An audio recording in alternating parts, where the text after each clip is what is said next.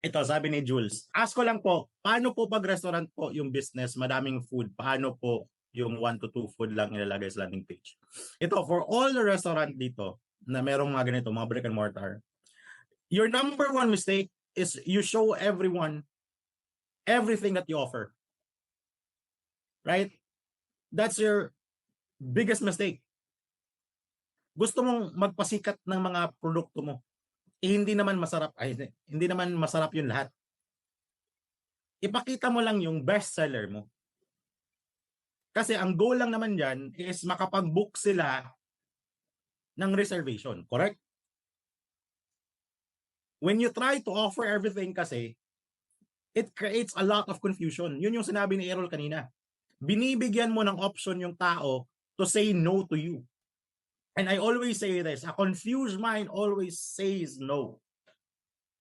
So show your best seller, then give them the option for them to book a table. That's it. That's basically it. And once they're there, dun ka na mag-offer na, sir, this is best partner with, di ba? Kung titikim yan, makatikim yan, titikman yan lahat.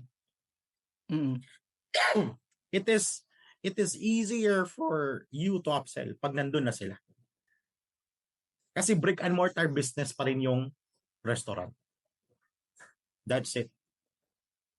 May dagdag lang ako Like guys, gusto ko lang idagdag kasi nga we've been exposed to a lot of this. I'm not sure if you guys have been noticing it or conscious kayo na nino-notice. Say for example, Jollibee. What is Jollibee known for? Chicken Joy. Isa lang naman yung ina-advertise nila palagi, Chicken Joy eh. Pero pag pupunta ka dun, bibili ka din ng Jolly Spaghetti. Wouldn't you agree na it's the concept of landing page? Na isang choice lang, and then pag andun na, dun mo na lang bentahan ng iba, ng fries, ng burger, yung burger, kung ano pa man. Eto pa, Dunkin Donuts or Dunkin. Ngayon, yung sikat naman sa kanila Choco Butternut eh. Pero pag punta mo dun, nagiging iba, di ba? You are gonna be buying other donuts. Krispy Kreme, honey glazed. 'Di ba? Starbucks coffee, pero pag andun ka na sa Starbucks, bibili ka naman din ng pastries. Correct. So, and 'di ba?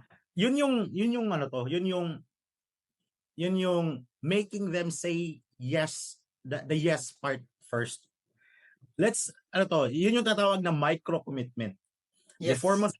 Before ka magpakita ng ibang offer, kunin mo yung micro commitment from them. And ito pang kaganaan, going back to Jollibee, nanonotice nyo na halos majority ng advertisement ni Jollibee nandun yung bata. Kasi mas madaling budulin yung bata eh. Correct? And pag nabudol mo yung bata, sino yung kasasama sa bata? Halos buong pamilya. Kaya that's the reason why very important na you know your market and you know how to strategize paano kilitiin yung market. Again, so top 1 product. Correct. Yes. Oo.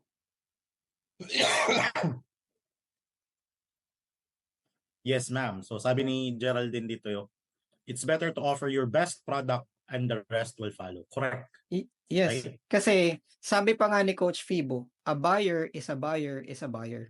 Pag bumili na yan ng isa, bibili yan ng paulit-ulit, hindi yan matatapos. Isipin nyo to even Apple na company ganun din naman eh. Bebenta sila ng iPad. Pag may iPad ka ngayon, bibili ka naman din ng iPhone. Pag may iPhone ka ngayon, bibili ka naman din ng AirPods. Tapos ngayon, may bago na naman sila. Pero hindi nyo ba nagigets na andun na kayo sa environment nila or ecosystem nila? Wouldn't you agree na landing page pa din yung concept? Yeah. They're just focusing on one product. Yes. Again guys, we have been exposed to this. Hindi lang natin intentional na tinitingnan.